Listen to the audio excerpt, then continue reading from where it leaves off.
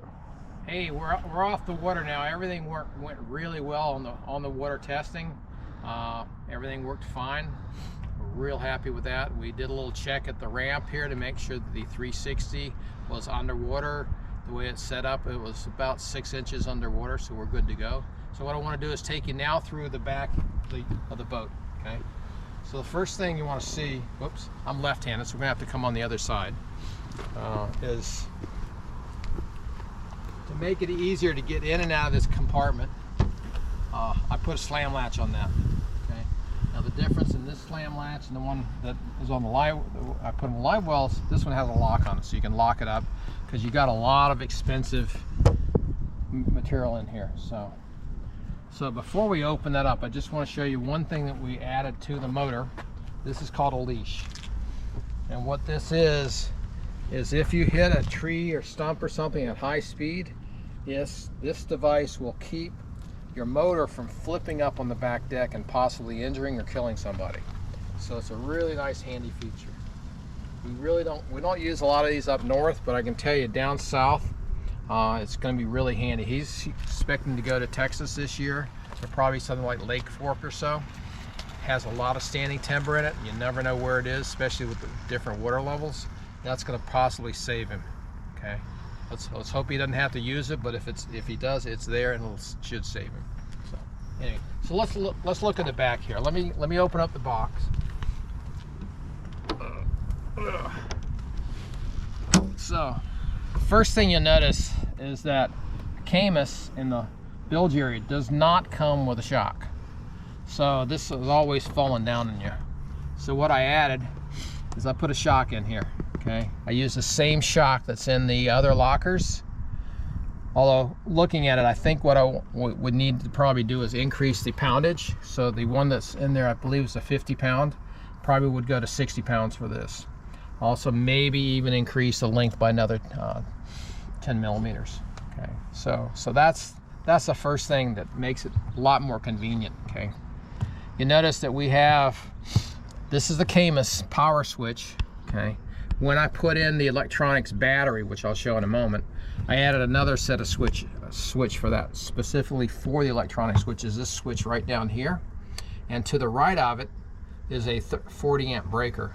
Okay, normally I put a 30 amp breaker for electronic installs. This one just happened to have a 40 because we got so much equipment on this boat. Okay, so that was added.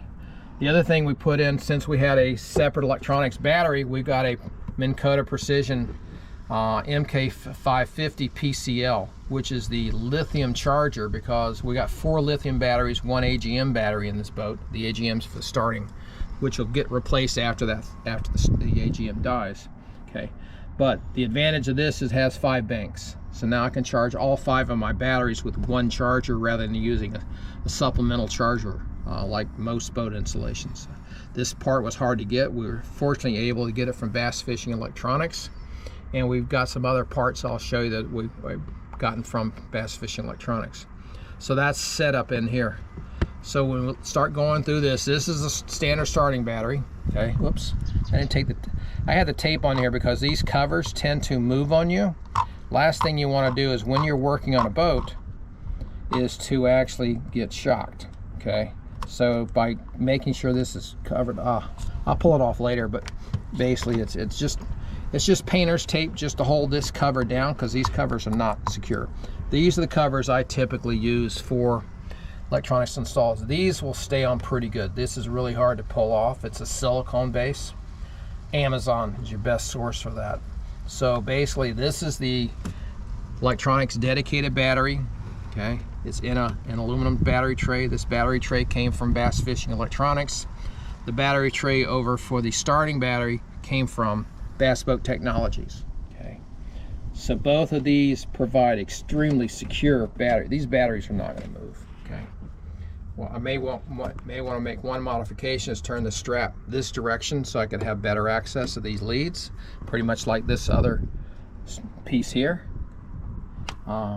And so the nice thing is these ratchet straps, once you ratchet them in, you're done. So that's a nice thing. So again, this boat came with a plastic battery tray, because it had a 31 class battery, the battery trays that obviously came from the factory were for 24s or 27s. Too small for a 31. So what they did to make it accommodate, rather than doing it properly, they took and just simply broke the end or cut the end off. And so when I pulled it out, it was just kind of loose in this direction. It could slide back and forth this way. So now with this with the proper battery tray in here, it's not moving. So another thing we added in here, actually the customer did this, is he added a bass fishing electronics prop mount. Okay, so prop mounts here. This is a spare prop. Just bolts on, undo it, done deal. We can still flip up this access panel for the bilge. Once you take that off, it flips right up.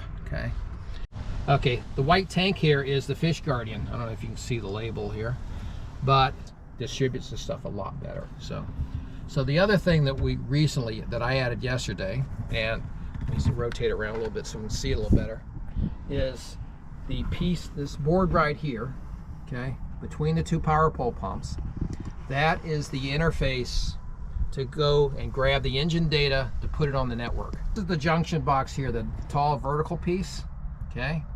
And then below it, straight below, down there, is the iLink, or a vessel view link, okay? And what that does is it'll put the engine data, once you hook it up to a data cable from the engine itself, will actually then send it on the NEMA bus. Now I can look at all my engine data on the units, okay? The advantage of that is that I don't have to look at gauges anymore. He doesn't have to look at, basically, doesn't have to change his eyes while he's running. He can display the needed engine data up on the screen, or he can even use one of the dedicated engine panels. What I typically do is I just do it as overlay data on the Lowrance unit. Really, really handy feature to do that. So I think that's pretty